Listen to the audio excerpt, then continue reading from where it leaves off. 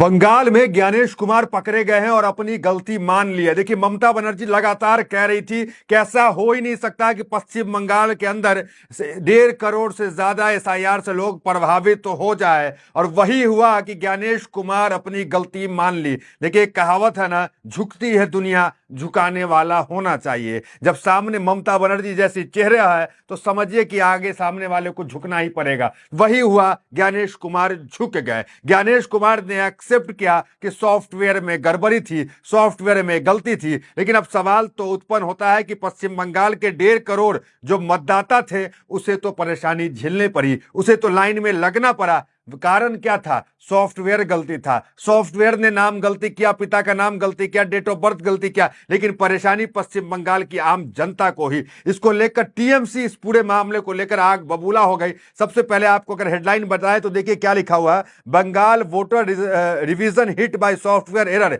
EC officials accept. तो चुनाव आयोग ने एक्सेप्ट कर लिया कि उनका अपना सॉफ्टवेयर जो है वो गड़बड़ था, जिस कारण से लॉजिकल डिस्क्रिपेंसी में जो नाम आए हैं, तो कई कई नाम ऐसे आए हैं जो इनके सॉफ्टवेयर ने गलती कर दिया। लेकिन परेशानी तो उठानी पड़ी ही। लेकिन वो ममता बनर्जी पश्चिम बंगाल के लिए लड़ रही थी। आज लड़ते लड़ते ममता बनर्जी को एक सफलता मिली कि आज ज्ञानेश कुमार झुके और एक्सेप्ट किए। देखिए, इस मामले को लेकर अब टीएमसी जो है सीधा सवाल उठा रही है। और टीएमसी का सवाल क्या, जरा देखिए। पहला सवाल है, चुनाव आयोग के लिए यह रहस्यमयी सॉफ्टवेयर किसने बनाया जो सही वोटर्स के नाम हटा देता है? तो यह रहस्यमयी सॉफ्टवेयर क्या दिल्ली में बना? क्या यह रहस्यमयी सॉफ्टवेयर किसी पार्टी हेडक्वार्टर में बना जो नाम को हटा दे रहा है पश्चिम बंगाल के मतदाताओं के? पहला सवाल टीएमसी उठा रही है इस मामले पे। दूसरा सवाल, इलेक्शन कमीशन ने यह जानते हुए भी कि यह खराब है, इस सॉफ्टवेयर का इस्तेमाल बंद क्यों नहीं किया? देखिए, इंग्लिश में लिखा हुआ पूरा ट्वीट। जब इलेक्शन कमीशन को पता था कि यह सॉफ्टवेयर खराब है,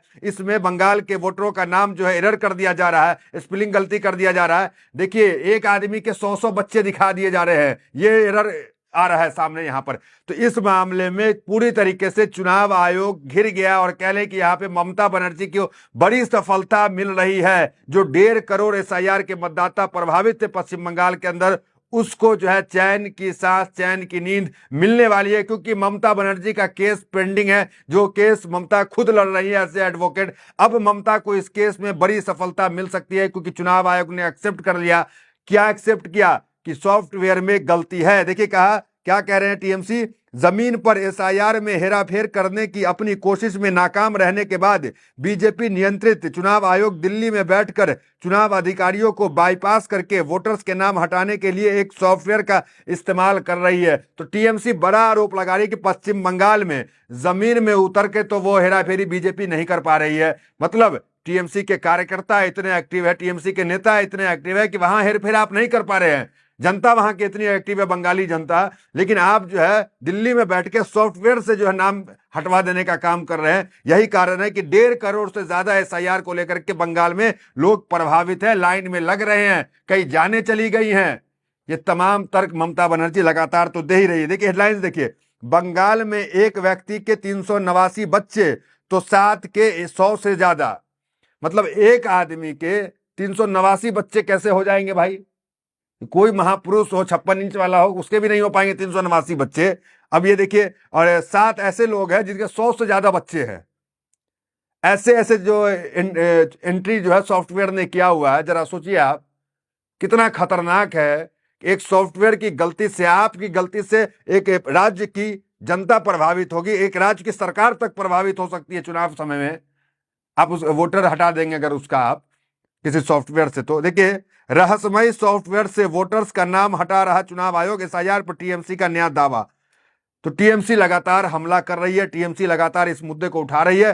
पूरा हेडलाइंस इसी को लेकर के चल रहा है कि ये रहस्यमयी सॉफ्टवेयर कहां से आया, कहां से चल रहा है। दिल्ली के से तो नहीं चल रहा है, कोई पार्टी कार्यालय से तो नहीं चल रहा है। तो ये रहस्यमयी सॉफ्टवेयर जिसने खुद ही कबूल किया चुनाव आयोग ने कि सॉफ्टवेयर से गड़बड़ी हुआ। आगे देखिए, 389 लोगों का एक ही बाप, दूसरे की 310 संतान। बंगाल में एसआईआर खेला ऐसा खेल, धूम मचाएगा, आपका दिमाग भी उड़ जाएगा। तो कुल मिलाकर पूरा मामला हर तरफ हेडलाइन। एसआईआर पर चुनाव आयोग की फिर किरकिरी, अमर्त्य सेन को नोटिस भेजा तो टूट पड़े लोग।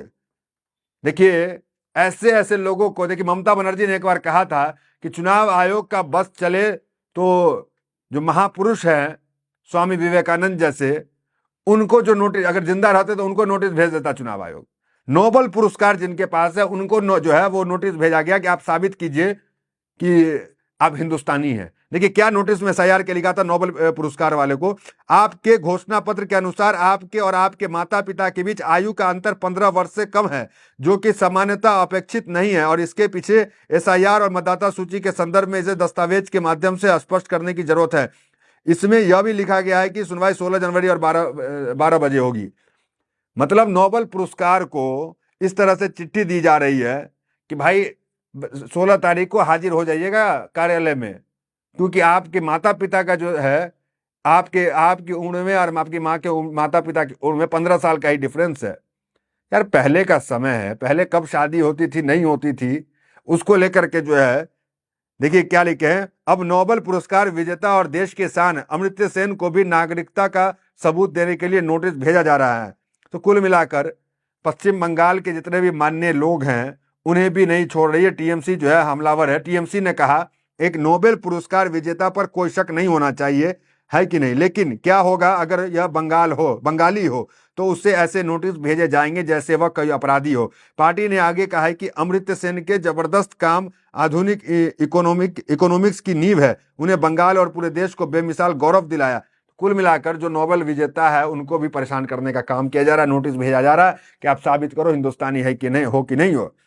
देखिए एसआईआर तो यूपी में भी हुआ, एसआईआर तो बिहार में भी हुआ, एसआईआर है अन्य राज्य में भी, गुजरात में भी हुआ, लेकिन इतना परेशानी, इतना दिक्कत तकलीफ तो हमने नहीं देखा, क्योंकि मैं बिहार से ही आता हूँ। कभी हमने लाइन में नहीं लगा, लेकिन अपने आप सब कुछ हो गया। सिर्फ मेरे नहीं, किसी को आपने नहीं देखा होगा कि बिहार में लाइन में लग रहा है कोई। ठीक, कितनी शर्म की बात है। जरा देखिए कि पश्चिम बंगाल जैसे राज्य में किस तरीके से चुनाव आयोग वहां पे काम कर रहा है। तो अब देखना ये दिलचस्प होगा कि ममता बनर्जी का जो केस है सुप्रीम कोर्ट में, एक अपडेट आपको और दे दे कि ममता बनर्जी चारों तरफी घेर रही थी। आज अगर कुछ सफलता मिल रही है ममता बनर्जी को, उसके पीछे ज्ञानेश अगर आज झुक रहे हैं तो उसके पीछे ममता बनर्जी का लंबा संघर्ष है। ममता बनर्जी ने इस मुद्दे को सड़क से लेकर के संसद तक, उनके जो सांसद है उन्होंने उठाया, अभिषेक बनर्जी ने उठाया, फिर उसके बाद ममता बनर्जी जो है सुप्रीम कोर्ट जाकर के लड़ी, एज एडवोकेट लड़ी। फिर उसके बाद ममता बनर्जी ने महाभियोग लाने के लिए विपक्षियों से बात की, कांग्रेस तैयार हुई कि हाँ ज्ञानेश कुमार के खिलाफ महाभियोग आए। फिर ममता बनर्जी ने जो दिल्ली से जाती हैं बंगाल, अब बंगाल के विधानसभा में ममता बनर्जी जो है प्रस्ताव पेश करती हैं कि इस बंगाल के अंदर एसआईआर लागू नहीं होगा, बंगाल के अंदर जो है इस तरह की चीजें नहीं होगी, क्योंकि यहाँ 100 से ज्यादा लोगों की मौत हो गई एसआईआर से। ऐसे मौत पश्चिम बंगाल में हुए हैं कि नोटिस मिला और लोग जाकर के सुसाइड कर लिए, ट्रेन के सामने आकर खड़े हो गए। ये कोई मुसलमान नहीं थे जो ट्रेन में के सामने आकर के आत्महत्या कर लिए, ये बुजुर्ग थे, हिंदू थे।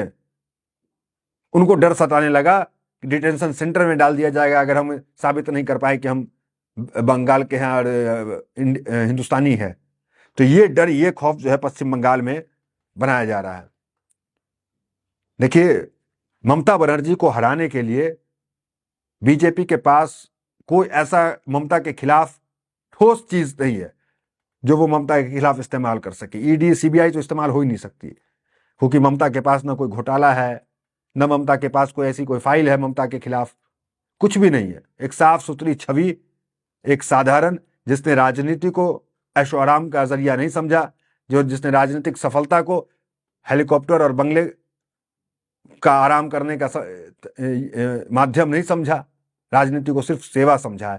यही कारण है कि ममता बनर्जी आज टिकी हुई है, ममता बनर्जी आज लड़ रही हैं, और अब चुनाव आयोग ये एक्सेप्ट कर रहा है कि सॉफ्टवेयर में गलती थी। तो फिलहाल इस वीडियो में इतना ही, मिलते अगले वीडियोस के साथ। बहुत बहुत धन्यवाद।